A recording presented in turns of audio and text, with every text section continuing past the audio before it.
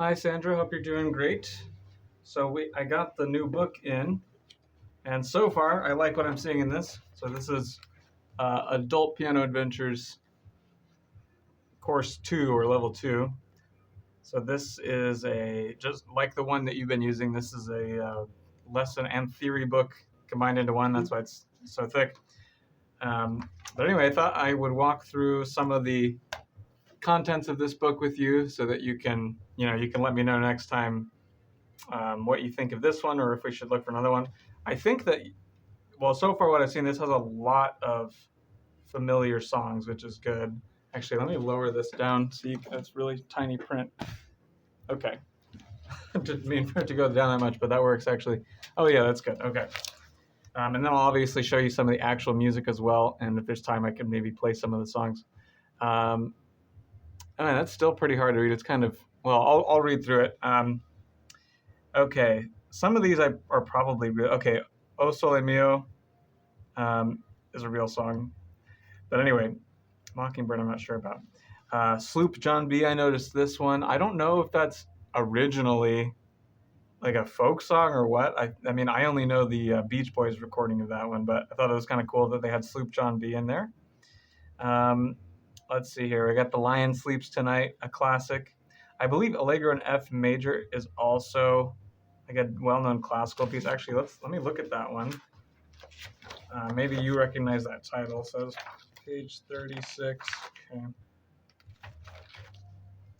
Let's see. No, I don't recognize that, but it is by a classical composer named Ferdinand Bayer. Who I've seen some stuff by him. But anyway, Lion Sleeps Tonight. That's good. So it looks like that's kind of one of the benefits of these adult versions of these books. You know, we've taken plenty of songs from like the kid version, as it were, and they make less of a priority about familiar songs in there. But I think in the adult one, they do try to include as many familiar ones as possible.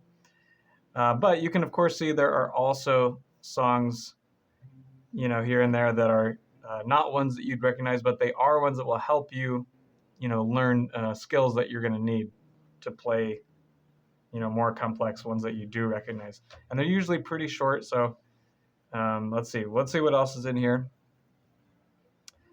I don't know either of these songs here. Let me try to get this as close as I can to the camera.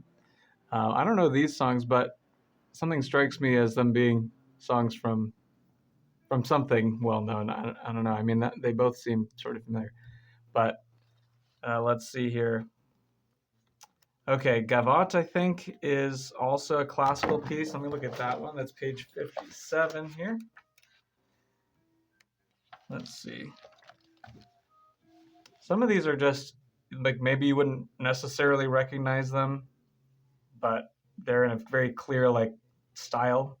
Like this one looks like it was written around 1800, so it was classical.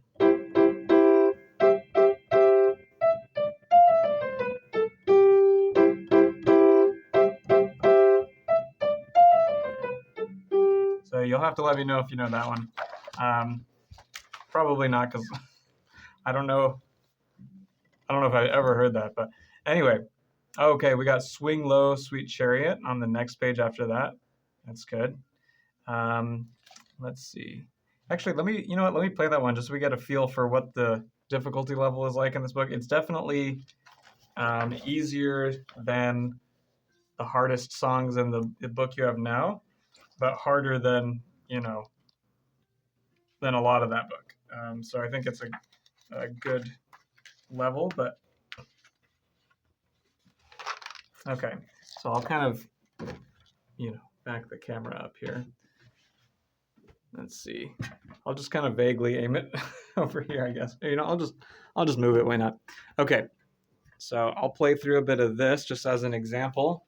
I know you can't fully see the page here, but hopefully you can get a sense from my fingers of. All right. So this is how this arrangement goes.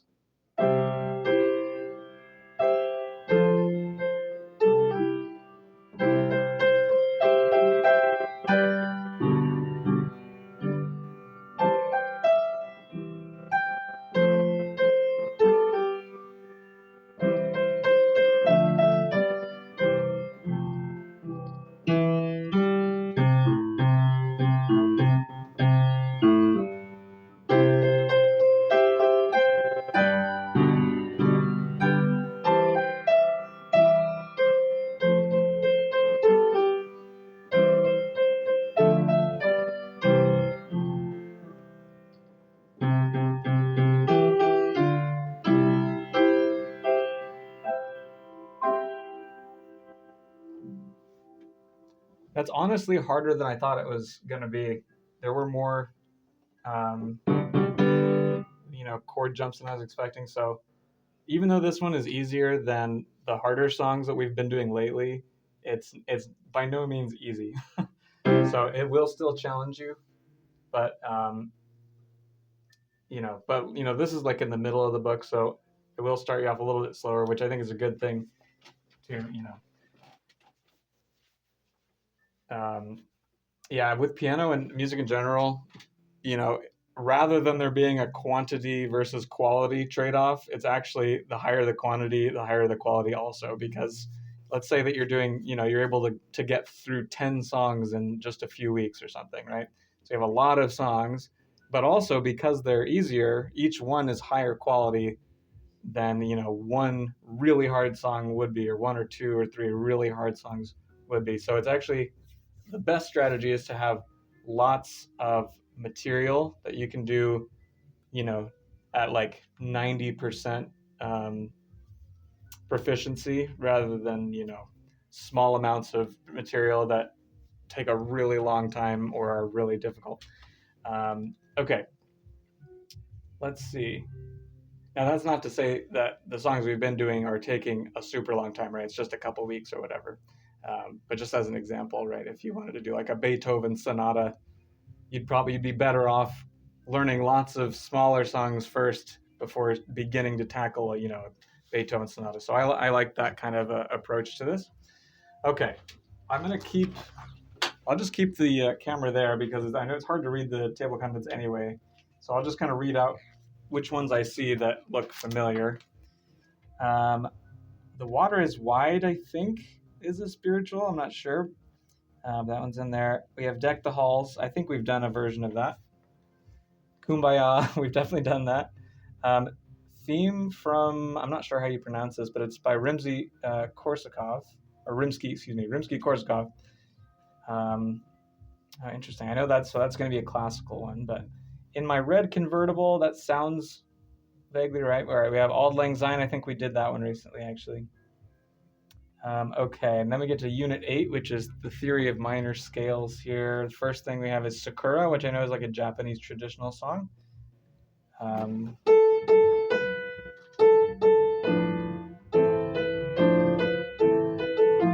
It's that song. I'm not sure if you've heard that one. Etude in A minor. That sounds like it's going to be well known. Let's check that one out. Well, actually, let me get through the rest of this first. Okay, we have Finale from the New World Symphony by Dvorak. I think we did that one also. Hava Nagila, that's interesting. That one's in there. Okay, I definitely want to check that one out in a second. 7th Street Blues, Land of the Silver Birch, Give My Regards to Broadway. That one's got to be real. Okay, so first, let me check out Hava Nagila. Let's see what that one's like in here. 96.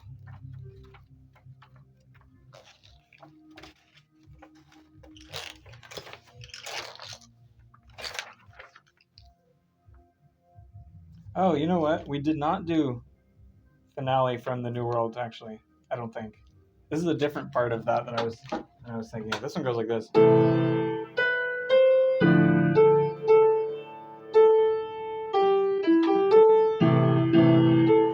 Okay, so that's different then.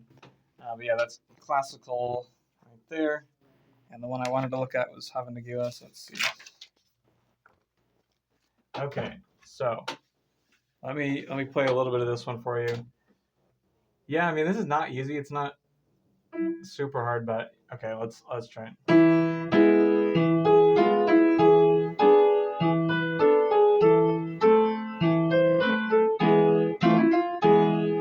Repeats.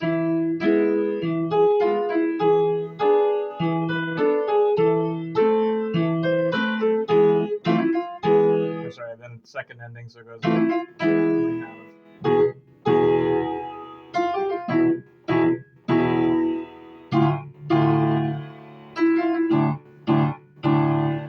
Yeah. Oh, I forgot. They actually want you to do this one in cut time. I don't know if we've talked about cut time before, but it's 2/2 instead of 4/4, which sounds like it would be the same. But so actually, this should go. You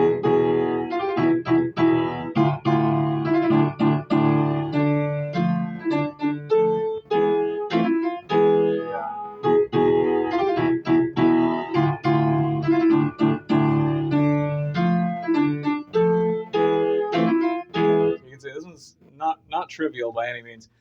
So anyway, I think this would be the one that I recommend for you. But obviously, I want to hear your thoughts, and obviously we'll look at it next time too. But that just gives you an idea of what that one's going to be like. So, all right, hope you have a great rest of your week, and I'll see you not the following week because we have a week off for spring break, but I think it's the second week of April instead. So I'll see you then. Take care.